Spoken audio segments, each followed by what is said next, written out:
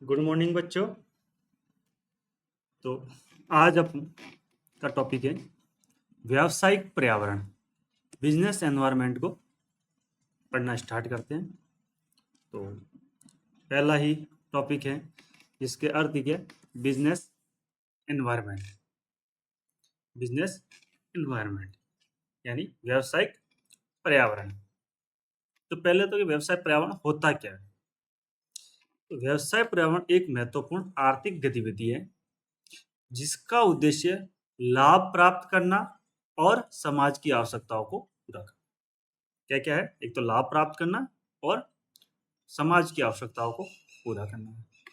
व्यवसाय को सुचारू रूप से चलाने के लिए उसे विभिन्न वातावरणों के साथ तालमेल बिठाना पड़ता है। विभिन्न तरह के वातावरण होते क्या होते हैं वो भी आगे पढ़ेंगे। व्यवसाय का वातावरण कई प्रकार के कारकों से मिलकर बना होता है जो उसके विकास और संचालन पर प्रभाव डालते हैं। ठीक है, तो व्यवसाय वातावरण को मुख्य रूप से दो भागों में बांटेंगे। इसमें पहला तो होगा आंतरिक वातावरण, इंटरनल एनवायरनमेंट, और दूसरा होगा बाहरी वातावरण, यानी एक तो बिजनेस के जो अंदर चलता है और एक बिजनेस से बाहर रहता है, जिससे बिजनेस का कंट्रोल नहीं होता उसको बाहर का कहते हैं। जिससे बिजनेस का कुछ कंट्रोल होता है तो उसे आंतरिक वातावरण कहते हैं। जैसे आपका घर है तो आपके घर के कोई डिसीजन लेना है तो वो तो क्या हो गया आपका आंतरिक, और घर से बाहर के कुछ बातें हैं तो उनके लिए क्या होगा बाहरी वातावरण। उसी प्रकार से तो पहला है आंतरिक वातावरण, इंटरनल एनवायरनमेंट। आंतरिक वातावरण उन कारकों से मिलकर बना होता है जो व्यवसाय के भीतर होते हैं। कहाँ होते हैं? भीतर होते हैं। आंतरिक से शब्द से मतलब क्या? भीतर, जिन्हें व्यवसाय नियंत्रित कर सकता है। ठीक है, यह व्यवसाय के संगठनात्मक ढांचे, संसाधनों, प्रबंधन, नीतियों और कर्मचारियों से जुड़ा होता है, यानी अंदरूनी मामला। आंतरिक वातावरण व्यवसाय के प्रदर्शन पर सीधे प्रभाव डालता है और इसे नियंत्रित करना व्यवसाय के प्रबंधन की जिम्मेदारी होती है। तो अब देखिए आंतरिक जो वातावरण के कौन कौन से तत्व हैं, तो मुख्य रूप से तत्व है जिनको हमने देखते हैं। पहला है मानव संसाधन, ह्यूमन रिसोर्सेस। कर्मचारी और उनकी दक्षता व्यवसाय की सफलता में महत्वपूर्ण भूमिका निभाती है। बिना कर्मचारियों के तो व्यवसाय का संचालन नहीं हो सकता है। दूसरा है संगठनात्मक संरचना, ऑर्गेनाइजेशनल स्ट्रक्चर। व्यवसाय का ढांचा और उसके विभिन्न विभाग जैसे उत्पादन विभाग, वित्त विभाग या विपणन विभाग आदि जो एक ढांचा हो गया।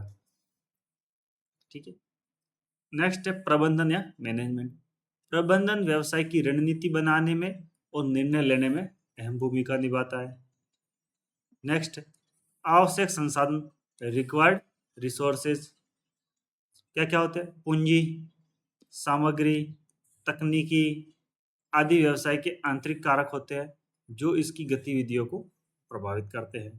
कितनी पूंजी है, ज़्यादा पूंजी है, कम है, सामग्री कितनी है, आपके पास कच्चा माल कितना है, ठीक है, भंडारण की क्षमता कितनी है, आपके पास टेक्नोलॉजी कैसी है, इन सारी चीज़ें आंतरिक के अंदर आती हैं। दूसरी है संगठन की संस्कृति की, ऑर्गेनाइजेशन कल्चर कैसा है। संगठन के भीतर काम करने का माहौल, मूल्य और व्यवहार जो कर्मचारियों के प्रदर्शन को प्रभावित करते हैं। ये तो थे आंतरिक। अब दूसरा है बाहरी वातावरण, एक्सटर्नल एनवायरनमेंट। बाहरी वातावरण उन कारकों से बना होता है जो व्यवसाय के नियंत्रण के बाहर होते हैं लेकिन व्यवसाय के संचालन और सफलता पर प्रभाव डालते हैं।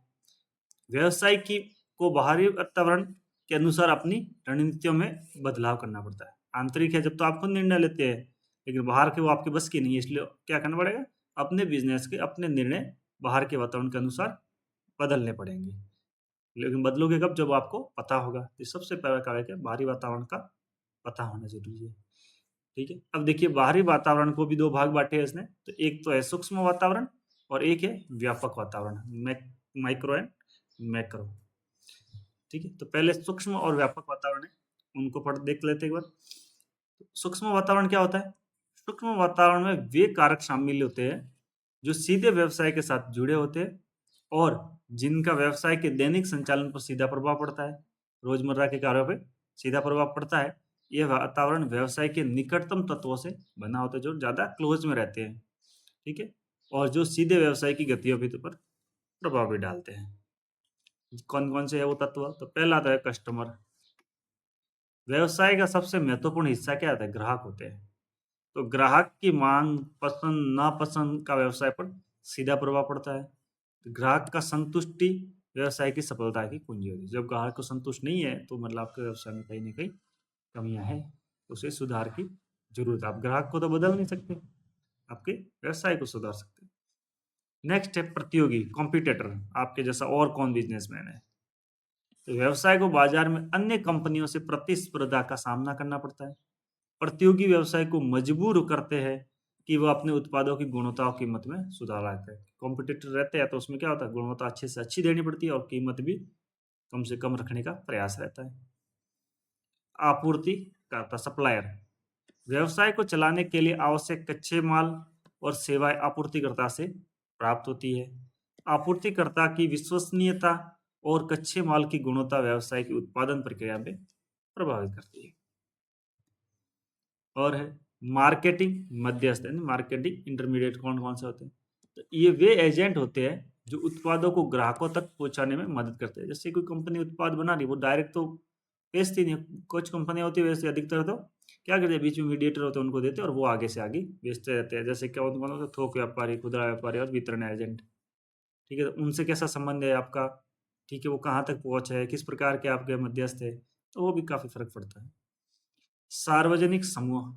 कुछ विशेष प्रकार के सार्वजनिक समूह जैसे मीडिया, स्थानीय समुदाय और सामाजिक संगठन व्यवसाय की ब्रांड वैल्यू पर प्रभाव डालते हैं। लेबर यूनियन वगैरह काफी होते हैं ना, तो वो भी आपकी प्रभावित करते हैं। उनसे भी आपको आपका संपर्क होना जरूरी है और उनके साथ भी आपके अच्छे संबंध होने चाहिए। यदि किसी व्यवसाय का ग्राहक आधार बड़ा और संतुष्ट है तो उसकी बिक्री का मुनाफा बढ़ सकता है। वहीं अगर प्रतिस्पर्धा अधिक होने पर व्यवसाय को नए उत्पाद व सेवा विकसित करने की आवश्यकता हो सकती है। तो ये थी माइक्रो यानी सूक्ष्म वातावरण। अब दूसरा देखते हैं मैक्रो यानी व्यापक वातावरण। व्यापक वातावरण उन बाहरी कारकों से बना होता है जो व्यवसाय के नियंत्रण से बाहर होते हैं, लेकिन इसका दीर्घकालिक प्रभाव व्यवसाय पर पड़ता है। यह वातावरण व्यापक होता है और इसके तत्व अप्रत्यक्ष रूप से व्यवसाय की गतिविधियों को प्रभावित करते रहते हैं। प्रत्यक्ष रूप से नहीं करते, प्रत्यक्ष रूप से तो सूक्ष्म वातावरण में करते हैं। ठीक है, तो व्यापक वातावरण के मुख्य तत्व कौन कौन से हैं? तो पहला है आर्थिक वातावरण, इकोनॉमिक एनवायरनमेंट। देश की आर्थिक स्थिति जैसे ब्याज दरें, मुद्रास्फीति, आय का स्तर, आर्थिक विकास और मुद्रा नीति का प्रभाव, ठीक है, व्यवसाय के संचालन पर पड़ता है। ठीक है, लेकिन ये बहुत दूर हो गया। ठीक है, अप्रत्यक्ष रूप से पड़ता है। ठीक है, तो आर्थिक मंदी या उछाल का प्रभाव व्यवसाय के लाभ पर सीधे पड़ सकता है। नेक्स्ट है राजनीतिक और कानूनी वातावरण, पॉलिटिकल एंड लीगल एनवायरनमेंट। सरकार की नीतियां, कर नीति, नियामक कानून और व्यापार से जुड़े कानूनी नियम व्यवसाय के संचालन और रणनीतियों पर गहरा प्रभाव डालते हैं। ठीक है, सामाजिक और सांस्कृतिक वातावरण, सोशल एंड कल्चर एनवायरनमेंट। समाज के सांस्कृतिक मूल्यों, रहन सहन, विश्वासों और परंपराओं का व्यवसाय की मांग और ग्राहक व्यवहार पर सीधा प्रभाव होता है। व्यवसाय में बदलाव का प्रभाव उत्पादों और सेवाओं की मांग पर पड़ता है। नेक्स्ट है प्रौद्योगिकी वातावरण, टेक्नोलॉजी एनवायरनमेंट।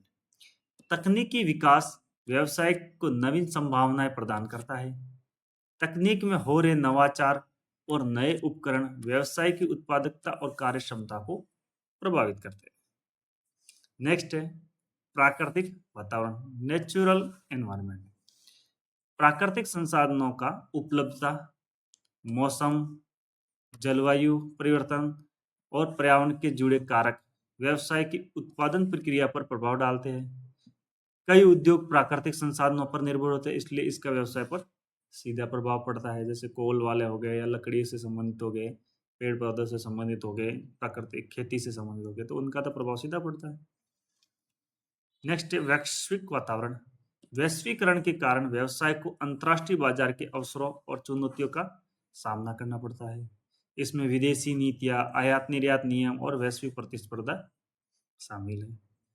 यदि किसी देश की आर्थिक स्थिति मजबूत है तो लोगों की क्रय शक्ति अधिक होगी, जिससे व्यवसाय को अधिक लाभ हो सकता है।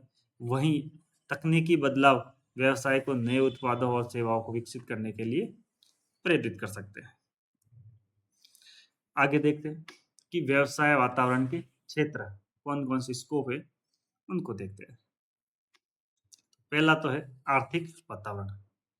आर्थिक वातावरण उन कारकों से संबंधित होता है जो किसी देश की आर्थिक स्थिति और नीतियों को दर्शाते हैं। इसमें व्यवसाय की आर्थिक नीतियां, कराधान नीतियां, ब्याज दरें, मुद्रास्फीति, आर्थिक विकास की दर, व्यापार चक्र आदि शामिल होते हैं। ये सभी कारक व्यवसाय के संचालन और लाभ प्रदाता पर गहरा प्रभाव डालते हैं।